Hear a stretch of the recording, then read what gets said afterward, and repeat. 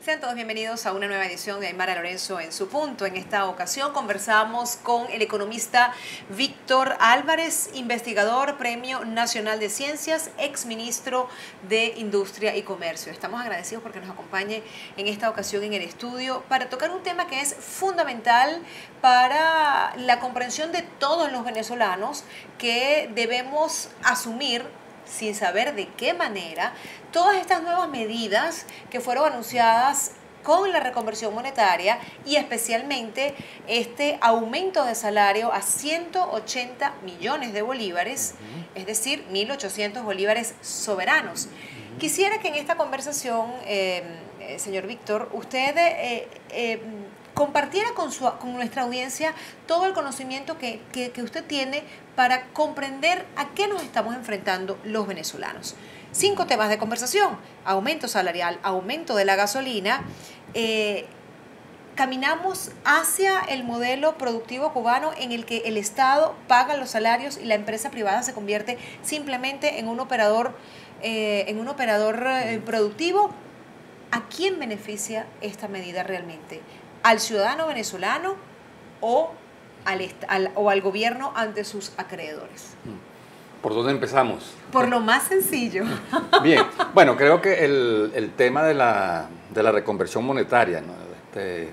¿Qué pasa, verdad? Ya los precios habían llegado a unos niveles tan astronómicos que cualquier sistema de cómputo estaba prácticamente colapsado. Pues uno iba a hacer un mercado, metía 5 cositas en el carrito y a la hora de pagar en la caja tenía que pasar la tarjeta 3 y 4 veces porque tales eran las cantidades, ¿no?, que ya rebasaba, pues, ¿no?, los topes de los sistemas contables. Imaginemos entonces el presupuesto de una empresa que es mucho más grande, no cabía en las computadoras la cantidad de números. Imaginemos un presupuesto de un ministerio o de una obra.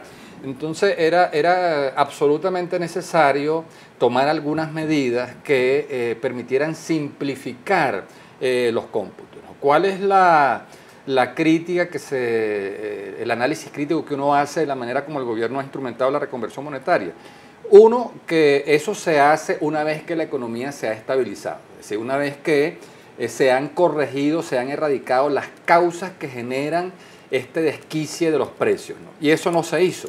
Entonces el gobierno atacó la fiebre de la enfermedad, ¿no?, porque la inflación es como la fiebre de una economía que está enferma, que manda esa señal, así como cuando el organismo humano se enferma, que tiene una infección, manda una señal que es la fiebre.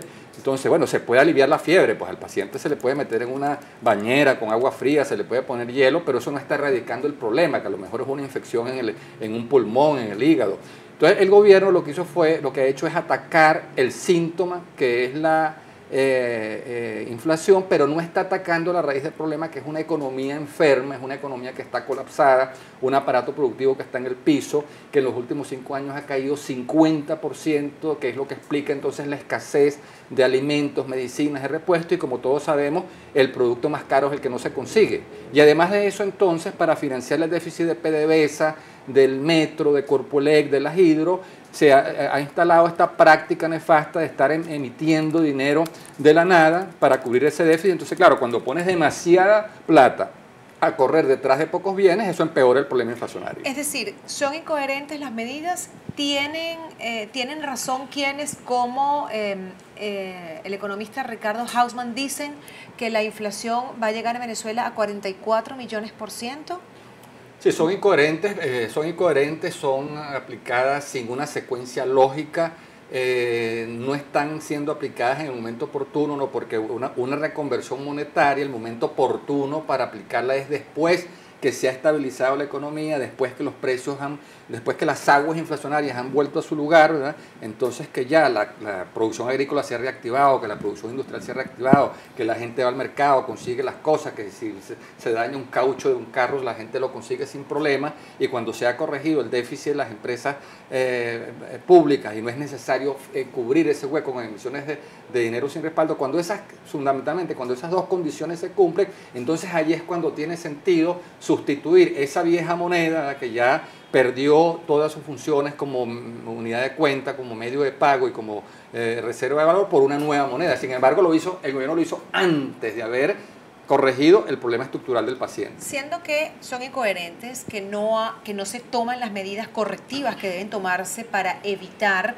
que avance la hiperinflación, ¿cómo se le puede explicar al común de la gente, a dos enfermeras, por ejemplo, que ya pasaron de 50 días de protesta porque estaban exigiendo un aumento salarial cónsono con su actividad, que no se les podía pagar 5 millones de bolívares, que era el salario mínimo, y hay un incremento de 180 millones? Eso por un lado. ¿Cómo explicarle a esa misma enfermera, para personificar la situación, que cree que ahora que va a ganar 1.800 bolívares soberanos, va a poder cubrir sus gastos, cuando el gobierno este domingo que acaba de pasar ya dio luz verde para incremento en los productos de la cesta básica que tenía represados? Sí.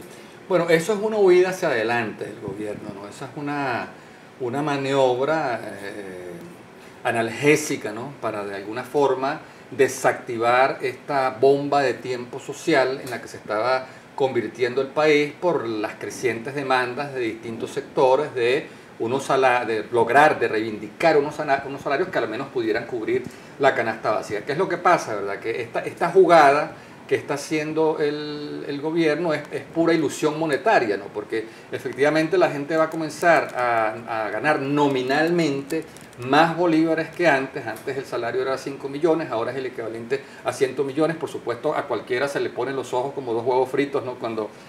Al ver ese aumento, y eso puede tener un efecto para desactivar, ¿no? ese descontento social. Pero eso termina siendo pan para hoy y hambre para mañana, porque allí lo que se espera es que se desate, entonces que se recrudezca, que se empeore aún más este fenómeno inflacionario. Porque ¿qué ocurre?